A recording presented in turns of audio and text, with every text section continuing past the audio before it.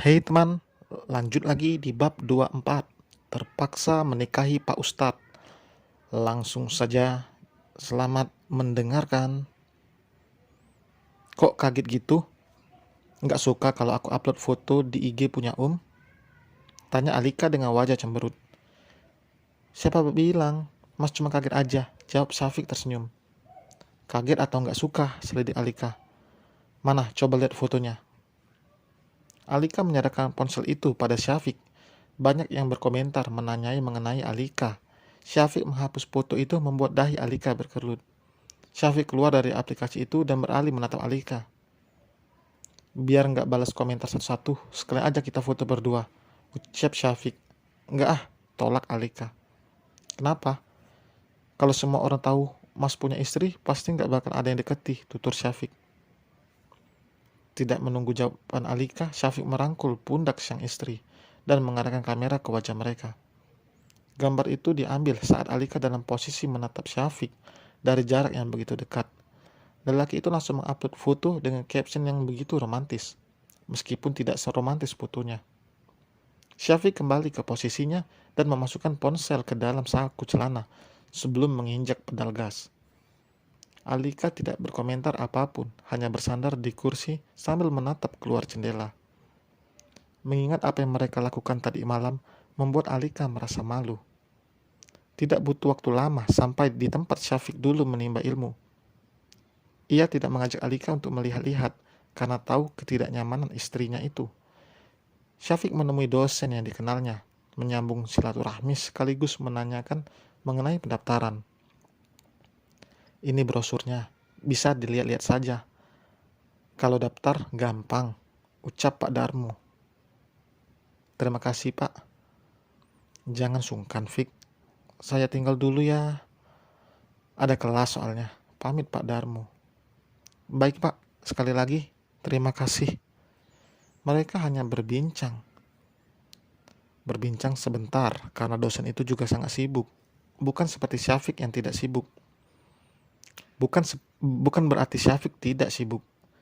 Ia harus menghadiri acara syukuran salah satu temannya yang baru saja memiliki anak. Syafiq dipercaya untuk memberikan ceramah di sana. Ia akan pergi setelah mengantar istrinya. Syafiq menitipkan Alika di rumah ibunya, karena Syafiq akan pulang malam. Ia memiliki 2 acara lagi setelah dari acara syukuran itu. Mereka keluar dari ruangan itu. Syafiq sama sekali tidak melepas genggaman tangannya pada Alika, seolah takut kehilangan. Orang-orang yang kenal pada Syafiq menyapa lelaki itu sambil berbisik. Bagi mereka yang mengagumi Syafiq tentu akan patah hati, karena tahu lelaki itu sudah ada yang memiliki. Dulu Om jadi idola kampus ya? Tanya Alika penasaran. Nggak tahu, jawab Syafiq. Kok nggak tahu sih? Mas itu nggak pernah merasa jadi idola. Gitu sayang. Ucapannya lembut, lalu mengecup mesra tangan Alika yang berada di genggamannya. Haura udah tidur? Tanya Bu Nining. Udah Mi, meskipun udah mau masuk SD, tapi kalau nggak tidur siang, dia suka rewel malamnya. Umi juga pasti dulu repot banget ngurusin 4 anak. Aku aja yang cuma 1. Subhanallah sekali. Mi, ungkap Sarah sambil terkekeh. Nikmatnya menjadi seorang orang tua nak. Haura udah ketemu abinya. Sarah yang baru aja membuka toples berisi keripik itu langsung menarik kembali tangannya. Menghela napas panjang sebelum menceritakan semuanya pada ibu. Tentang mantan suaminya yang sudah 1 tahun ini tidak pernah lagi menghubungi, meskipun sekedar menanyakan tentang Haura. Sarah hanya ingin anaknya itu tidak kekurangan kasih sayang. Kasih sayang ayahnya meski tidak tinggal bersama. Haura malah mendapatkan kasih sayang dari seorang ayah dari pamannya, Syafiq. Syafiq sangat menyayangi keponakannya itu. Hidup keluarga Kiai Abdillah tidak seindah yang biasa dibayangkan orang-orang. Mereka hanya pintar menutupi kesedihan. Karena memang kesedihan itu bukan untuk diumbar apalagi di sosial media. Aku takut kalau Haura nanti kecewa, tahu jika abinya bahkan gak peduli padanya, tutur Sarah sambil menunduk. Ia menahan desakan air mata yang sudah membendung. Bukan karena ia masih mencintai mantan suaminya, ia hanya kasihan pada Naura yang menjadi korban dari keegoisan kedua orang tuanya. Shh, insya Allah nanti Haura akan mengerti. Mungkin memang Aksan sedang sibuk bekerja.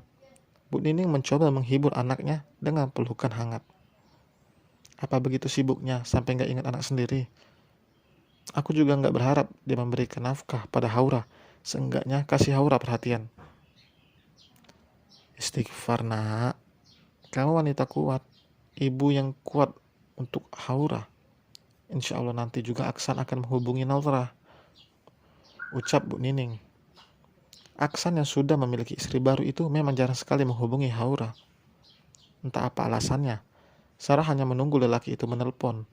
Sarah tidak pernah lebih dulu menghubungi karena pernah sekali ia menelpon Aksan saat Haura sedang sakit dan ingin mendengar suara sang ayah. Istri baru Aksan mengangkatnya, bukan bertanya keperluan Sarah. Wanita itu malah memaki Sarah dan menuduh Sarah masih mengharapkan Aksan kembali padanya. Jelas, Sarah tidak ingin lagi dianggap begitu. Ia merasa dirinya egois. Sarah sampai membeli ponsel yang khusus digunakan untuk menghubungi Aksan. Sebenarnya sebelum itu hubungan Sarah dan Aksan baik-baik saja. Maksudnya bukan hubungan khusus, tapi sebagai partner atau orang tua untuk Haura. Entah apa yang dikatakan istri baru Aksan itu, hingga Aksan seolah menghindar dari anaknya sendiri. Aksan sampai saat ini belum memiliki anak dari istri barunya. Dulu ia berharap memiliki anak dari wanita lain karena Sarah tidak kunjung hamil. Ternyata saat sudah menikah dengan wanita itu, malah wanita itu yang belum juga hamil. Assalamualaikum warahmatullahi wabarakatuh. Saat mendengar suara salam, Sarah dengan cepat menghapus jejak air matanya. Tahu itu suara Syafiq. Syafiq tidak akan diam jika tahu apa yang dilakukan Aksan. Dulu saja Syafiq begitu murka tahu kakaknya disakiti oleh Aksan. Waalaikumsalam warahmatullahi wabarakatuh. Masya Allah, menantu Umi tambah cantik. Udah makan nak? Tanya Bu Nining. Udah Mi. Umi anaknya nggak ditanya, timpal Syafiq membuat Bu Nining terkekeh geli. Syafiq akan seperti anak kecil saat berada dekat ibu dan ayahnya. Kamu itu udah tua, gak usah ditanya juga. Kalau lapar pasti makan, sahut Sarah. Kenapa emang? Di mata Umi kan aku masih tetap anak kecil, balas Syafiq. Ia memeluk sang ibu, menyandarkan kepalanya di pundak Bu Nining. Melihat kedekatan Syafiq dan Bu Nining membuat Alika merindukan Bu Rita. Saat berada dekat dengan ibunya, Alika selalu dimarahi karena sering membuat masalah. Tapi sekarang Alika merindukannya. Merindukan saat-saat di mana ia dimarahi. Ia menyadari jika omelan ibunya itu adalah bentuk kasih sayang. Kadang Alika merasa kesal karena Bu Rita terlihat lebih sayang pada Aluna dan jarang memarahinya. Itu sebenarnya bukan karena pilih kasih, namun karena Aluna anak yang penurut beda dengan Alika, si pembuat onar. Sayang, nanti malam menginap di sini, belajar sama Umi mau? Tanya Bu Nining membuyarkan lamunan Alika. Belajar apa Mi? Fikih, munakahat. Apa itu Mi? Alika sama sekali tidak tahu. Fikih munakahat atau fikih pernikahan adalah ilmu yang menjelaskan tentang syariat. Syariat suatu ibadah termasuk pengertian, dasar hukum, dan cara-cara yang dalam hal ini menyangkut pernikahan, talak, rujuk, dan sebagainya. Wajah Alika langsung memanas, takut ditanya soal hubungan suami istri, karena sudah jelas itu juga salah satu yang ada dalam pernikahan. Harus sama Umi ya belajarnya, tanya Alika ragu. Gak juga, kalau mau sama Syafiq boleh, jawab Bu Nining. Sambil prakteknya, astagfirullah, maaf, sambung Sarah sambil terkekeh geli.